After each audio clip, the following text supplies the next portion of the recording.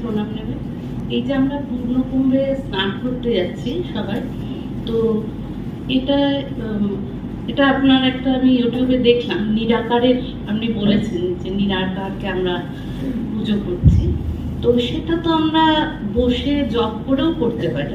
ওইখানে গিয়ে ওই একটা তিথির মধ্যে ওই অত ভিড়ের মধ্যে ডুব দিয়ে কি কোনো পূর্ণ লাভের যৌক্তিকতা আছে? আপনি এটা যদি ক্লিয়ার করেন। আচ্ছা, আপনি কখনো ক্রিকেট খেলার মাঠের দিকে দেখেছেন? কোনো একটা খেলা হ্যাঁ, বাড়িতে বসে টিভিতে খেলা দেখা আর মাঠে গিয়ে হাজার দর্শকের মধ্যে যখন বসে আছেন না, ওটা অন্য উত্তেজনা। এটা আপনি ভাবতে পারবেন না, ওই মাঠে না গেলে বোঝা যায় না। টিভিতে বসে খেলোয়াড়গুলোকে কষ্ট দেখা যায়, মাঠে গিয়ে বোঝাই যায় না কে কি করছে। কিন্তু ওই যে অ্যাম্বিয়েন্স, সব লোক চিৎকার করছে, আনন্দ হচ্ছে, ওইটা হচ্ছে কুম্ভ। আপনি ঘরে বসেও তো জব করতে পারেন, কিন্তু যখন কুম্ভে গেছেন কখনো? আমি চাই, কেন আমার আমাদের শ্বশুর বাড়ি তো গেছেন আমি, হ্যাঁ। এখন কুম্ভে গিয়ে কিন্তু স্নানটা আমরা করি না, মাথায় জল ছিটিয়ে আগের দিন তিথির আগে মাথায় জল ছিটিয়ে চলে আসি। সেটাই বলছি কি তিথিতে গিয়ে ওরকম মাথা জলে ডুবতে, এটা কি বুঝতে পারি না আপনার মানসিকতা। কিন্তু কথা হচ্ছে পূর্ণ কুম্ভে গেলে হাজার হাজার লোক যাচ্ছে, সবার একটা ইচ্ছা, ভগবান আমাকে তুমি মুক্ত করে দাও, আমাকে অমৃত দান করো। তাতেই তো একটা বিশাল না, সেটা যদি আমরা তিথির পরে স্নান করি, মানে সঙ্গমেই তো স্নান করছি, ও নিরাকারেই তো, তাহলে আমরা ওটা আমি বললাম যে আপনার নিজের বিশ্বাসের উপর যদি মনে হয় একদম যেতে হবে না। আপনি এমনি যারা জ্ঞানী লোক ওরা ওসব জানে না, ওরা করে না। জ্ঞানীরা বলবো ওই দেখো যে কৃষ্ণকে নিয়ে নাচানাচি করছে, কৃষ্ণ আবার কে? তুমিই তো। আপনি মনে রাখবেন, আপনার প্রশ্নের উত্তর হচ্ছে আপনার যে মানসিকতা ভালো লাগে সেটা আপনার পথ। যেমন সরস্বতী পুজোয় আমরা এই তিথি বিচার করতে গিয়ে ফ্ল্যাটে ওপরেও হচ্ছে, আমার নিজেরও হচ্ছে, মানে এই তিথি ছেড়ে যাবে করে এই ঠাকুরকে ধূপ দেখাচ্ছে, মনটা পড়ে আছে নিচে যেতে হবে। সেইটাই বলছি, এটা কি তিথিটা কি আমাদের পালন করাটা খুব জরুরি, মানে টাইমিংটা একটা জরুরি এই কারণে ঠিক সেই সময় এমন ভাবে নক্ষত্রগুলো দাঁড়ায়, তখন সেইটা একটা সম্ভাবনা তৈরি হয়, সেটাকে ইউটিলাইজ করলে তাড়াতাড়ি ফল পাওয়া যায়। ওইটা হচ্ছে আসলে আপনি যখন জন্মেছিলেন ঠিক সেই সময় একটা নক্ষত্রের ব্যাপার ছিল, এখানে সে সেখানে, তাদের ইনফ্লুয়েন্স আপনার উপর পড়বেই পড়বে। কিন্তু সেইটা ঠিক ঠিক যারা বুঝতে পারে ওরা বুঝতে পারে, ওটা ছেড়ে দিন। আপনার যদি মনে হয় ঘরে বসে জব করে আমি কুম্ভে স্নানের সব ফল পাবো, আপনি পাবেন। আবার যাদের মনে হচ্ছে ওইখানে গিয়ে ডুব দিয়ে পাবো, ওরাও পাবে, কোনোটাই ভুল না। মহারাজ ঠাকুর মায়ের কৃপায় এবার পূর্ণ কুম্ভ করে এসেছে, বাস জলে গেছে, জলও এনেছে। বাহ, ঠিক আছে। সামনের বছর যেন আপনাকে আবার দেখতে পাই, নইলে আবার চলে গেলে তাড়াতাড়ি মুক্ত হবেন না। একে বলে সভ্য ব্যবহার। এই সভ্য ব্যবহারটা কি করে আপনি করতে পারবেন? যখন আপনার মনটা শান্ত থাকবে। আর যদি শান্ত না থাকে আপনি অসভ্যের মতো ব্যবহার করেই ফেলবেন। এইটাই হচ্ছে মুশকিল। আমাকে ওইটা তপস্যা করতে হবে। তার সঙ্গে লড়ছি আমি, আমার নিজের মনের সঙ্গে লড়ছি, আমার নিজের ব্যবহারের সঙ্গে লড়ছি, আমার নিজের চিন্তার সঙ্গে লড়ছি। আর এইটাই হচ্ছে দেব অসুর ঝগড়া। এটা দেবতার অসুর বলে কিছু নেই, আমাদেরই মনে নিচু চিন্তা আর উঁচু চিন্তা। এই যে এখন কুম্ভ হচ্ছে, কুম্ভের গল্পটা জানা আছে তো? এখন দেবতারা গিয়ে ভগবানকে বললেন আমরা অমৃতত্ব কি করে লাভ করব? তখন ভগবান বললেন শোনো, তোমরা সমুদ্র মন্থন করো। এখন এই যে গল্পগুলো হিন্দুদের, তার পেছনে আসলে ফিলোসফিটা থাকে, দর্শনটা থাকে। সমুদ্র মন্থন করো, আর সেই সমুদ্র মন্থন করতে গেলে তো দুটো তিনটে জিনিস লাগে। একটা হচ্ছে একটা রড লাগবে, যেটাকে ঘোরাতে হবে মন্থনের জন্য, আর সে তলাটায় শক্ত কিছু চাই নইলে ওটা গর্ত হয়ে যাবে। আর একটা দড়ি তো চাই, আর টানবার জন্য দুপাশে লোক চাই। সমুদ্রটা ছোটখাটো নয়। সুতরাং সমুদ্র তখন ভগবান বললেন, আমি একটা টর্টোয়াইজ হয়ে একটা কচ্ছপের আকার ধারণ করে নিচে অবস্থান করব। আমার পিঠের উপরে তুমি পর্বতটাকে বসিয়ে তারপরে ওই বাসুকিকে দড়ি করে টানো। এবার বাসুকির একদিকে মুখ, একদিকে লেজ, আর মুখের দিকটা দিয়ে তো ভয়ঙ্কর নিঃশ্বাস বেরোবে, সাপের নিঃশ্বাস। তোর বলছে এক কাজ করো, তোমরা নিজেরা পারবে না, তোমাদের যে ভাইরা আছে সেই ভাইদেরও ডাকো। তারা কারা? অসুররা। আর দেবতাগুলো চালাক তো, ওরা ভাইদের বলো, ভাই রে তোরা মুখের দিকটা ধর। অসুরটা তো গায়ের শক্তি, অতটা অত ক্লাইন করতে বুঝতে পারে না। ওরা ওই সাপের মুখের দিকটা ধরে টানছে, আর এরা লেজের দিকটা। ভগবানের ওপরে ওই পাহাড়টা রেখে সমুদ্র মন্থন হচ্ছে। তো ধীরে ধীরে কত জিনিস উঠতে লাগলো। প্রথম দিকে খুব ভালো ভালো জিনিস, আর যেটাই ওঠে ইন্দ্র এসে বলে আমি রাজা, ওটা আমার। আমাদের রাজারা যেমন যেটাই ভালো হয় বলছে ওটা আমার। আচ্ছা ঠিক আছে, ওটা আমার নামে হবে, ওটা আমার নামে হবে। সব ছবি তো ওরই না। আচ্ছা যে কোনো প্রকল্পে ওরই ছবি আছে, বেশ, কোনো অসুবিধা নেই। এবারে সেই যখনই এবারে বিষ উঠবে তখন কোথায় যাবে? তোমার ছবি থাকবে তো? বলছে না ওটা আমার না, তো ওর। ঠিক তাই হলো। যখন ওইটা চার্নিং হচ্ছে, এবারে বিষ যখন উঠতে লাগলো, ভালোর পরে খারাপ তো উঠবে। তখন যেই বিষ উঠছে তখন সবাই ছেড়ে ছেড়ে দিয়ে পালিয়েছে। তখন কে এলেন? শিব এলেন। শিব শুনেই দেখলেন যে কষ্ট হচ্ছে, এরা মারা যাবে, ছুটে এলেন। এই যে শিব, তিনি হচ্ছেন, তার ভেতরে কোনো অহংকার নেই, সেই কারণে তিনি শুদ্ধ। শিব শব্দের অর্থ হচ্ছে পবিত্রতা, শুদ্ধতা। শুদ্ধ কখন হয়? গঙ্গা জলে ডুব দিয়ে না।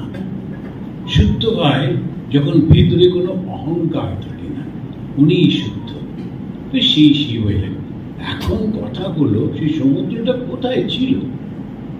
আমরা তো এখন গুগল সার্চ করলে ফটাফট পেয়ে যাচ্ছি কোন জায়গায় কোন সমুদ্র মন্থন করেছিল। এই এখন এই মনটাই হচ্ছে আমাদের সেই সমুদ্র। একটা কি খেয়াল রাখতে হবে, আর মনের মধ্যে ঈশ্বর আছেন, এইটাই হচ্ছে সেই টর্টোয়াইজটা, সেই কচ্ছপটা। ঈশ্বর আছেন, এই পরিপূর্ণ বিশ্বাস আর এই দৃঢ়তা, আমি পারবো, আমি নিশ্চয়ই পারবো, ওইটাই হচ্ছে সেই আমাদের পাহাড়টা। এরপরে যোগ, যোগেতে একবার ধ্যান করছি ভালো হচ্ছে, একবার খারাপ হচ্ছে, একবার ভালো হচ্ছে, একবার খারাপ হচ্ছে। যারাই যোগ প্র্যাকটিস করেন, ধ্যান অভ্যাস করেন, ধীরে ধীরে তাদের মধ্যে ওই শক্তিগুলো উঠবেই উঠবে। আর যখনই ভালো ভালো শক্তি উঠতে থাকে, লোকেরা এসে ভালো ভালো জিনিস দিচ্ছে, এই করছে, ধীরে ধীরে মনে হয় আমি করছি, তখন ওই শিবের দরকার। তো এই বিষটা আসলে কি? অহংকার। যত বড় বড় সাধুর পতন হয়েছে সবই অহংকারের জন্য। আসলে এই যে লোকে ছুটে ছুটে যাচ্ছে মহাকুম্ভে স্নান করতে, সেই কুম্ভটা কিন্তু এখানে রয়েছে।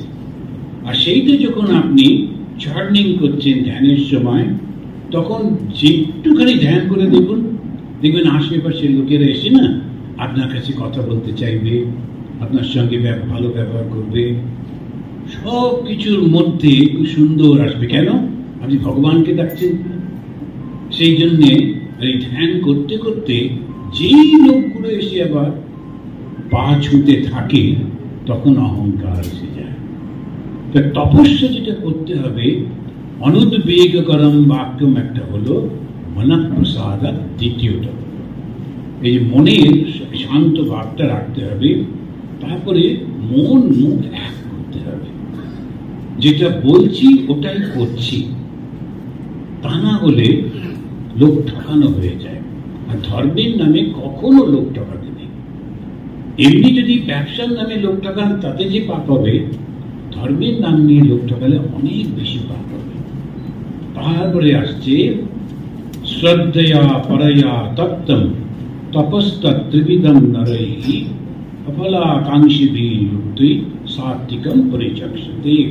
এই সাত্ত্বিক হচ্ছে, কিন্তু তার আগে শারীরিক যেটা তপস্যা সেটা কি? এইবারে দেখুন, দেব দ্বিজ গুরু প্রাজ্ঞ পূজনম শৌচম আর্জবম ব্রহ্মচর্য অহিংসা চ শারীরম তপ উচ্যতে। শারীরিক তপস্যা কি কি? এই শব্দগুলো। একটা হচ্ছে দেবতাকে পূজা করতে হবে, দেবতার পূজা, ভগবানকে পূজা করতে হবে, বিশ্বাস করতে হবে। দ্বিজ, দ্বিজ মানে যারা কালচার, দ্বিজ মানে বলা হয় ব্রাহ্মণ। ব্রাহ্মণ মানে কিন্তু কালচার লোক। দ্বিজ মানে শুধু গলায় পইতে থাকলেই দ্বিজ নয়। দ্বিজ মানে দ্বিতীয় জন্ম যার হয়েছে। কার দ্বিতীয় জন্ম হয়েছে? সাধারণত মানুষ মানেই পশুর মতো খায় দায় থাকে, কিন্তু যখন তার কালচারটা আসে তখন সে অন্যের জন্যে, অন্যের চিন্তাতে কাজ করে। কেন করছি না? ভগবানে বিশ্বাস করে যে ভগবান তাহলে খুশি হবেন। দেব দ্বিজ, এটা হচ্ছে কালচার পিপল। আর তারপরে হচ্ছে গুরু, গুরুকে যিনি সব সময় মানুষকে, যে কোনো মানুষকে সৎ পথে নিয়ে যান, সঠিক পথে নিয়ে যান, তিনি হচ্ছেন গুরু। প্রাজ্ঞ, প্রাজ্ঞতা কি? যারা এক্সপিরিয়েন্স পিপল, তারা হচ্ছেন প্রাজ্ঞ। আমরা যখন প্রাজ্ঞ লোক, অর্থাৎ যারা এক্সপিরিয়েন্স পিপল, তাদের কাছ থেকে শিখতে হয়। পূজনম শৌচম আর আর্জবম। শৌচম মানে পবিত্রতা, পরিষ্কার পরিচ্ছন্ন থাকা, শৌচম। আপনি লক্ষ্য করে দেখবেন আমাদের খুব নোংরা নোংরা থাকতে আমরা খুব ভালোবাসি। একটা কিরাম যেন একটা জামা কাপড় পরেছি, ঠিক মতো দাড়ি টাড়িগুলো কাটি না, চুলগুলো উস্কো ঘুস্কো, ওটা কিন্তু ঠিক না। যারা ধর্মের মধ্যে থাকে না, পরিষ্কার পরিচ্ছন্ন, একদম নিট অ্যান্ড ক্লিন থাকে। তপস্যা করছে যখন ঠিক আছে, আদারওয়াইজ শুধু লোক দেখাবার জন্যে ওই রকম না, সেরকম না। খুব পরিষ্কার পরিচ্ছন্ন, পিঠপাট থাকে, আর সমস্ত জিনিসগুলো গুছিয়ে গুছিয়ে রাখে। শ্রীমৎ স্বামী বীরেশ্বরানন্দজি মাঝকে দেখেছি, একদম সব কিছুই নেই, কিন্তু যে কটাই আছে, জামাটা টাঙানো রয়েছে, কাপড়টা ভাঁজ করা রয়েছে, সব কিছু গোছানো। অগোছালো একদম থাকে না। ঠাকুর নিজেও পর্যন্ত বলছে ওই রকম। তো এইটাই হচ্ছে শৌচ। আর্জবম মানে হচ্ছে স্ট্রেট ফরওয়ার্ড, ঘুরিয়ে ফিরিয়ে কিছু বলে না, সম্পূর্ণ স্ট্রেট ভাবে বলে, আমি এইটা বুঝেছি, এইটা বলছি, এইটা আমি করছি। এটা হচ্ছে আর্জবম। ব্রহ্মচর্য, ব্রহ্মচর্য মানে একাগ্রতা, তোমার মনটাকে একটা জায়গায় রাখতে হবে, ওটাকে বলে ব্রহ্মচর্য। অহিংসা মানে সবাইকে ভালোবাসা। অহিংসা এই যে হলো, তাকে বললো শারীরিক তপস্যা। তো এই যে তিনটে তপস্যা, শারীরিক, বাচিক, মানসিক, এই তিনটে তপস্যা হলো ধর্মের প্রথম স্তম্ভ। বাকি তিনটে স্তম্ভ একটু পরে হবে। তো এই প্রথম হচ্ছে এই একটা স্তম্ভ, আর তারপরে যে স্তম্ভগুলো, সেটা একটা হচ্ছে শৌচম, যেটা সম্পর্কে আমরা একটু আলোচনা করলামই। সেটা হচ্ছে শরীর এবং মন শুদ্ধ রাখা। আর হচ্ছে দয়া। এই দয়াটা, এটা কিন্তু ভাগবতের, এগুলো সব ভাগবতের কথা। দয়াটা ধর্মের একটা স্তম্ভ। যদি দয়া না থাকে, ধর্মের নামে যখন মানুষকে মারি, তখন কিন্তু ধর্ম তাকে একেবারে দূরে থাকে। সেই জন্যে দয়া হচ্ছে ধর্মের একটা অঙ্গ, আমরা বুঝতে পারি না। আর তারপরে হচ্ছে শ্রদ্ধা। এই চারটি। তো এখন এই পর্যন্ত